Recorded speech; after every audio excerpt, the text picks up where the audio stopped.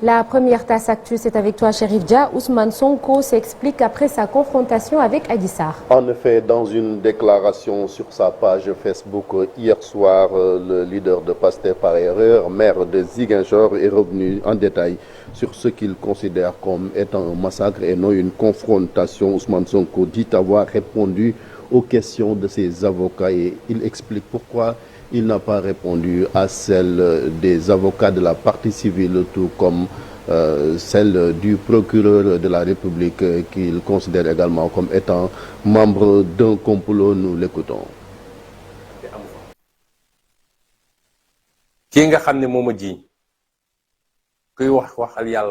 L'accusatrice est venue de façon correcte, avec des mots corrects, même si ses avocats essayaient de lui faire dire autre chose, ce qu'elle n'a pas fait. Elle n'a donc manqué de respect à personne, à commencer par moi. Mes avocats m'ont interrogé, j'ai répondu. Donc ceux qui méritent des réponses de ma part l'ont eu et j'ai répondu à toutes les questions. Donc qu'on ne dise pas que j'ai refusé de répondre. Parce qu'il y en a qui disent que ni moi ni mon accusatrice n'avons répondu. Ce n'est pas le cas. Moi qui suis accusé, j'aurais pu garder le silence. J'ai ce droit. Mais j'ai pourtant répondu. L'accusatrice, elle, non. Si le juge d'instruction avait un peu de cohérence dans sa démarche, il aurait bouclé aujourd'hui ce dossier. Est-ce qu'on est conscient de ce que c'est qu'un viol? Est-ce qu'on est conscient de ce que c'est qu'un viol? Il s'agit d'une très lourde accusation. Je n'ai jamais violé de ma vie. Le viol est même pire que le meurtre, car l'homicide peut être involontaire, ce qui n'est pas le cas avec le viol. Juge d'instruction, bu doon am na tuuti cohérence dossier bi tey la koy tëj.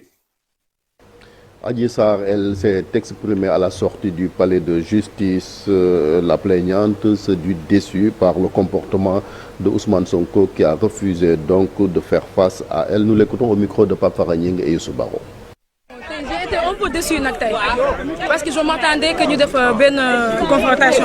J'ai été un peu déçu aujourd'hui. Je m'attendais à une véritable confrontation. Mais Ousmane Sonko refusait de répondre à toutes les questions de mes avocats, du doyen des juges ou même du procureur. Il ne faisait qu'attaquer Maître El Hadji Diouf. Et je ne savais pas quoi faire vraiment. Je n'ai jamais vu ce Ousmane Sonko. Il est grand, mais aujourd'hui, j'ai vu un petit moussi. Et pourtant, devant les télés, il était à l'aise. Il a peur de parler avec moi. J'ai répondu au doyen des juges, au procureur, à mes avocats. Je n'ai jamais dit que je suis enceinte. Et je ne vois pas le pourquoi répondre à cette question. Encore, j'ai jamais dit que demain un peu donc. Je ne vois pas le pourquoi. La confrontation a eu lieu hier tout au long de la journée dans le bureau du doyen des juges d'instruction. Les avocats des deux parties ont réagi au micro de nos reporters sur place, Pape Farah Gningue et Youssou Baro pour le compte rendu. Après 9 heures d'audition, on s'attendait à une véritable confrontation, mais c'est le statu quo selon les conseils des deux parties. Elle se renvoie la balle. Sonko a été très cohérent dans sa ligne de défense. Sonko n'a pas voulu répondre aux questions des avocats parce qu'il leur a expliqué la raison. Je ne veux pas entrer dans le fond, mais cette raison, Adji Sarr ne vous le dira pas, ses avocats aussi, ses excellents avocats ne vous le diront pas aussi. En vérité, il n'y a pas eu une véritable confrontation, dans la mesure où M. Sonko a quand même refusé de répondre non seulement aux questions de M. le procureur de la République, mais également aux questions des avocats de la défense. Par voie de conséquence, il y a eu en fait nouvel interrogatoire, mais pas une confrontation en tant que telle. De ce fait, chacune des deux parties crie victoire sans pour autant entrer dans le fond du dossier. Les gens craignaient qu'il y ait des incidents entre les avocats, mais cela s'est très bien passé. En dehors d'incidents mineurs, cela s'est bien passé, surtout pour notre client qui s'est très bien comporté. Vraiment, s'il s'agissait d'une bataille, donc je ne dis pas que la manche a été remportée par nous, mais la bataille a été remportée par nous. Notre cliente, Adji Sarr, a répondu à toutes les questions du juge et du procureur et à l'aise. Maintenant, quand on a posé des questions à Sonko, il a refusé de répondre. C'est pourquoi quand les avocats de Sonko ont posé des questions à Adji Sarr, Sarr a dit aux avocats de Sonko, je ne vais pas répondre à vos questions parce que votre client refuse de répondre aux questions de mon avocat, de mes avocats. C'est le statu quo en fait, maître, c'est ça? Non, oui. Il faut dire que la confrontation a été posée par celui-là qui refuse de répondre aux questions des gens, et du procureur, et du juge, et des avocats de Adji Sarr. Les avocats du leader de PASTEF estiment que, sans preuve, leur client ne va pas répondre à des accusations gratuites. Et ce qu'il faut retenir, c'est qu'on est en matière pénale. Ce qui est fondamental, c'est l'accusateur qui doit rapporter les preuves. Au moment où on vous parle, aucune preuve n'a été produite. Ni audio, comme c'était prévu, aucune preuve n'a été donnée. Donc à partir de ce moment, la conclusion simple qu'il faut retenir, c'est qu'aujourd'hui, il faut qu'on aille au non-lieu. Mais nous estimons, pour notre part, que c'est le non-lieu qui s'impose. C'est le non-lieu et rien d'autre que le non-lieu. Durant les 9 heures d'attente, nous n'avons pas vu Ousmane Sonko entrer et sortir, mais Adji Sarr est passé 2 fois devant la presse avant et après la confrontation. Et on parle, Chérif, de la coordination des associations de presse qui tient un autre conseil de la presse pour la libération de Pape Alé Niang. C'est ce matin à partir de 10h à la maison de la presse pour exiger la libération de notre confrère en détention. Depuis quelques semaines, la santé de Pape Alé Niang se dégrade selon son épouse qui lui a rendu visite avant-hier à la prison de Sébikotane. Nous y reviendrons avec notre invité Sornanata en deuxième partie. Et puis à Saraya, parlons des violences basées sur le genre avec ces césures d'activisme contre les violences faites aux femmes. Dans cette localité, les jeunes filles sont donc cibles d'attaques, tout comme de mutilation génitale, entre autres, ce qui a expliqué donc cette campagne menée par les responsables des établissements à Saraya, compte rendu au reportage Ibrahima Diabakhate. Les violences basées sur le genre sont de plus en plus récurrentes dans le département de Saraya. Sur plusieurs cas signalés ça et là, seuls 21 ont été portés à la connaissance du tribunal d'instance de Saraya. Si la plupart des victimes optent pour le silence, d'autres par contre essayent d'en parler pour se libérer. Et puis aussi, il y a les professeurs qui disent aux élèves de sortir ensemble en disant que peux-tu venir chez moi aujourd'hui? Si l'élève répond que j'ai pas le temps, le professeur lui dit en tout cas, comme tu ne peux pas venir, considère que tu as 0 dans mon devoir. Face à ce phénomène, de nouvelles stratégies dans l'approche sont privilégiées pour contenir ces pratiques néfastes. En prélude à ce projet-là, déjà, mise en place des comités d'éveil, des comités donc de prévoyance de ces cas-là, au niveau communautaire, au niveau arrondissement, au niveau commune, pour qu'au cas où justement on serait confronté à ces difficultés-là, que justement des dispositions soient prises pour effectivement, n'est-ce pas, sauver ces enfants-là. Nous avons vécu dans le Saraya beaucoup de cas comme ça et nous avons activé ces leviers pour que la prise en charge soit effective. En cette célébration des séjours d'activisme tenus à Saraya, Plan International à travers son projet Girl Engage Kédougou vient d'organiser une foire de sensibilisation sur les VBG avec comme objectif d'engager 200 membres influenceurs de la communauté. Retour à Dakar, Chérif, le président Macky Sall reçoit les Lions et leur offre une prime de qualification en quart de finale malgré l'élimination de l'équipe nationale. Des Lions qui sont rentrés dans la nuit d'hier à bord d'un vol spécial. Ils ont été donc reçus au Palais de la République par le président Macky Sall qui leur a rendu hommage avant d'annoncer donc des primes spéciales de qualification en quart, même s'ils n'ont pas encore atteint cette phase. Nous écoutons le président de la République au micro d'Aminata Maresso. Nous avons démontré beaucoup de qualités qui nous ont permis de sortir de la phase de poule pour atteindre les huitièmes de finale. Cette étape n'est pas à négliger, car sur les 32 sélections qualifiées, ce sont les 16 meilleures nations qui accèdent en huitièmes de finale.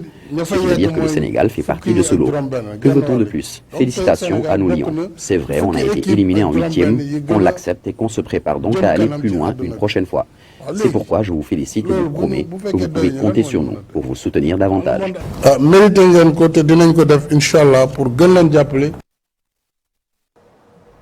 Parlons également de cette qualification historique du Maroc qui a éliminé hier l'Espagne au tir au but. C'est donc une première pour le royaume chérifien. Donc le Maroc qui rejoint le Sénégal, le Cameroun, tout comme le Ghana qui ont donc atteint cette phase dans cette compétition.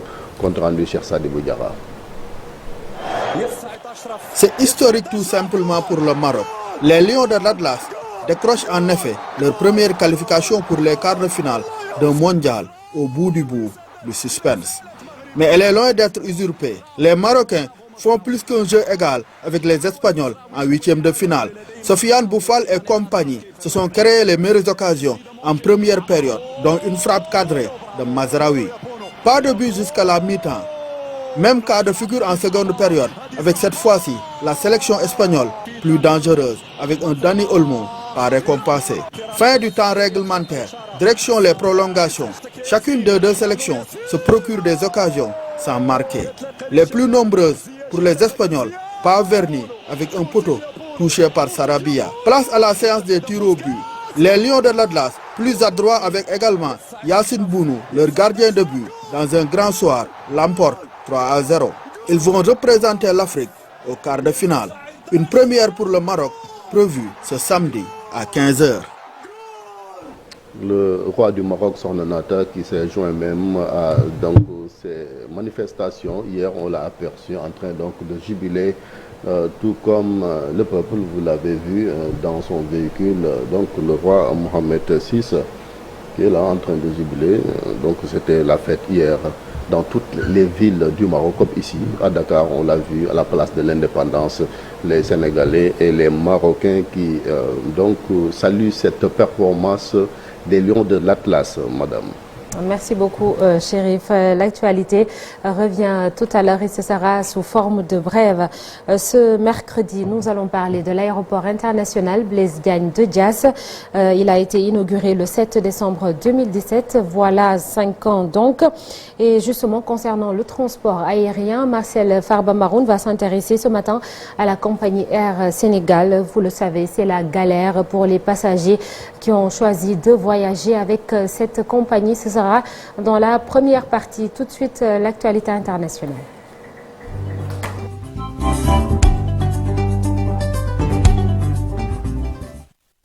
L'actualité hors du Sénégal, c'est avec toi, Chérif Dia, direction la République démocratique du Congo.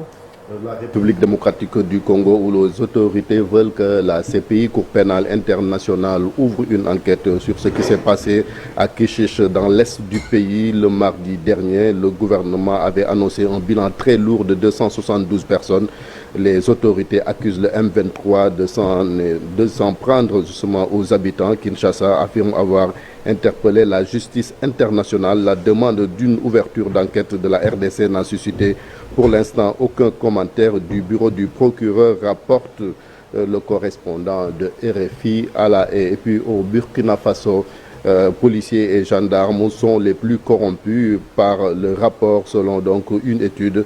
La corruption donc qui gangrène ces deux corps. Le Burkina Faso, où le réseau national de lutte anticorruption a rendu public mardi 6 décembre son dernier rapport. Il rapporte que donc l'état de la corruption est inquiétant. La moitié des enquêtés ont donc témoigné que des acteurs, notamment membres du gouvernement et des policiers, sont concernés par cette corruption. On y va en Colombie avec ces soldats qui sont tués. Il s'agit de 6 dans une attaque des dissidents du FARC.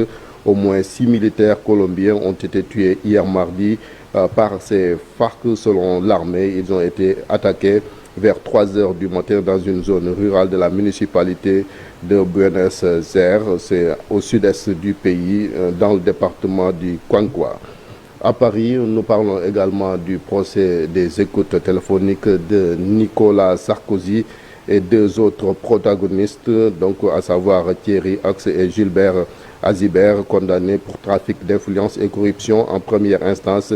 Hier mardi, pour la première fois, la Cour a diffusé les fameux enregistrements des écoutes entre Nicolas Sarkozy et son avocat Thierry Herzog, où la vie privée des 2 personnes se mêle au démêlé judiciaire de l'ancien président français.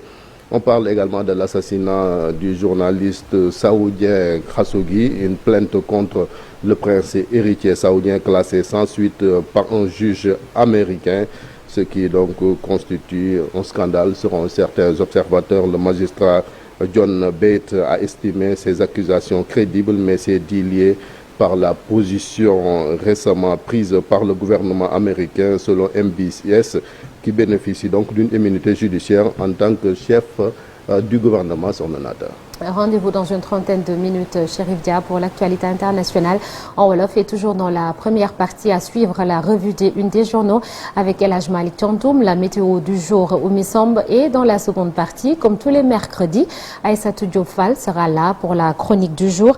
Sonko Adji Sarr, la machine judiciaire en branle, l'avenir de Sonko en jeu, point d'interrogation, ce sera le sujet de Aïssatou. Et puis aux alentours de 8h45, nous recevrons sur ce plateau Abdoulaye Mbow. Il est membre du collectif Free Pape Alé Niang. Tout de suite, la revue des unes des journaux.